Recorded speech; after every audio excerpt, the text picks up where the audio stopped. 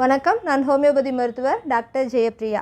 இந்த வீடியோலையும் நம்ம கொலஸ்ட்ரால் பிரச்சனையை பற்றி தான் பார்க்க போகிறோம். ஏன்னா ஒரு சிலருக்கு பிளட் டெஸ்ட் மூலமா கொலஸ்ட்ராலோட அளவுகள் அதிகமாக இருக்குதுன்னு தெரிஞ்ச உடனே அவங்களுக்கு ஹார்ட் அட்டாக், ஸ்ட்ரோக் பற்றின பயம் வந்துடும்.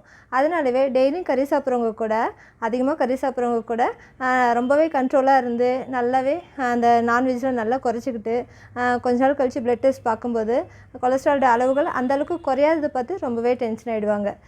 பொதுவாக அசைவ உணவுகள் மூலமாக தான் நமக்கு கொலஸ்ட்ரால் அதிகமாகுது அப்படின்னு பார்த்தோம்னா கண்டிப்பாக இல்லை.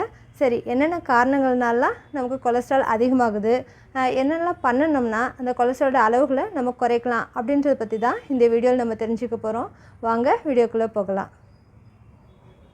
பொதுவாக இந்த கொலஸ்ட்ரால் HDL, LDL, ட்ரைக்ளிசரைட் இந்த மாதிரி வகைப்படுத்தியிருப்பாங்க.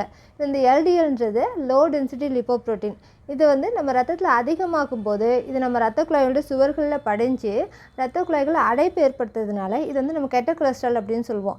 இதை LDLும் ட்ரைக்ளிசரைடும் ரொம்ப அதிகமாகும் போது நமக்கு ஹார்ட் அட்டாக், ஸ்ட்ரோக் வர்றதுக்கான வாய்ப்பு அதிகப்படுத்துது.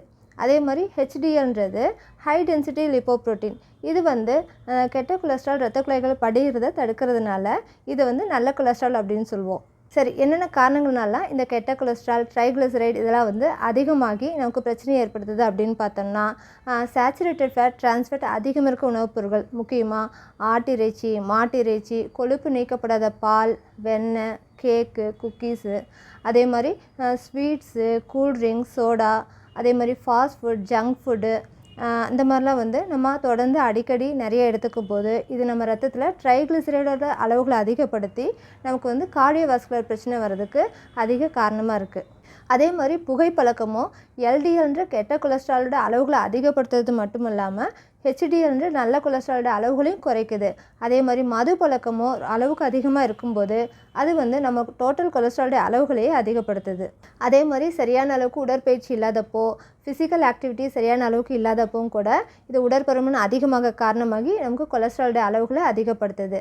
அதே மாதிரி ஒரு சிலருக்கு ஜெனட்டிக்காகவே பரம்பரை தன்மையாகவே ஒரு சிலருக்கு கொலஸ்ட்ராலோட அளவுகள் அதிகமாகும்.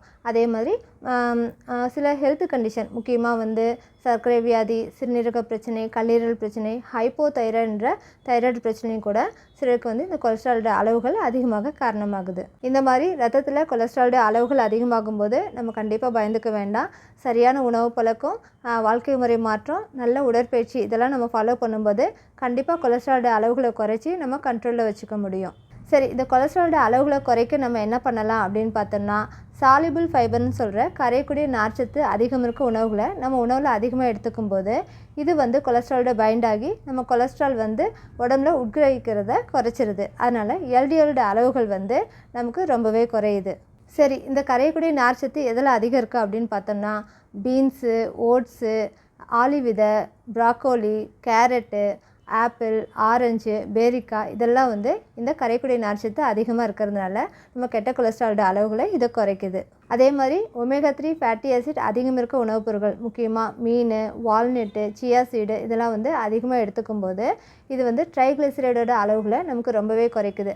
அது மட்டும் இல்லாமல் நல்ல கொலஸ்ட்ரால்ன்ற HDLோட அளவுகளை நமக்கு அதிகப்படுத்தவும் செய்யுது. அதே மாதிரி நல்ல உடற்பயிற்சி, நடைப்பயிற்சி, ஸ்விம்மிங், சைக்கிளிங் இந்த மாதிரிலாம் பண்ணி நம்மளை ரொம்பவே ஆக்டிவாக வச்சுக்கும்போது அது நல்ல கொலஸ்ட்ரால்ன்ற HDLோட அளவுகளை நமக்கு அதிகமாக காரணமாகுது. இதை தாண்டி நம்ம நார்மலாகவே வீட்டில் யூஸ் பண்ணுற இஞ்சி, பூண்டு, சின்ன வெங்காயம், வெந்தயம், கருவேப்பிலை இதெல்லாமும் கூட நமக்கு இந்த கெட்ட கொலஸ்ட்ராலோட அளவுகளை குறைச்சி நம்மளுக்கு இந்த கொலஸ்ட்ராலோட அளவுகளை கண்ட்ரோலில் வச்சுக்க ரொம்பவே ஹெல்ப் பண்ணுது. இந்த மெத்தடில் ஃபாலோ பண்ணும்போது நிச்சயமாக நம்ம கொலஸ்ட்ராலோட அளவுகளை குறைச்சி நம்ம கண்ட்ரோலில் வச்சுக்க முடியும். இதை தாண்டி ஹோமியோபதி மெடிசன்ஸ், முக்கியமாக அலியம் சட்டிவம், குர்குமா லாங்கா, ஃபுக்கஸ் வெசிகுலோசஸ், கட்டாரியா, செரிடோனியம் மேஜஸ் இந்த மாதிரி மெடிசன்ஸ்லாம் நம்ம கொலஸ்ட்ராலோட அளவுகளை குறைச்சி கண்ட்ரோல் வச்சுக்க நமக்கு ரொம்பவே ஹெல்ப் பண்ணும். இந்த வீடியோ உங்களுக்கு பிடிச்சிருந்தா லைக் பண்ணுங்கள், ஷேர் பண்ணுங்கள். இந்த மாதிரியான மேலும் பல பயனுள்ள தகவல்களை பெற சேனலை சப்ஸ்கிரைப் பண்ணுங்கள். நன்றி, வணக்கம்.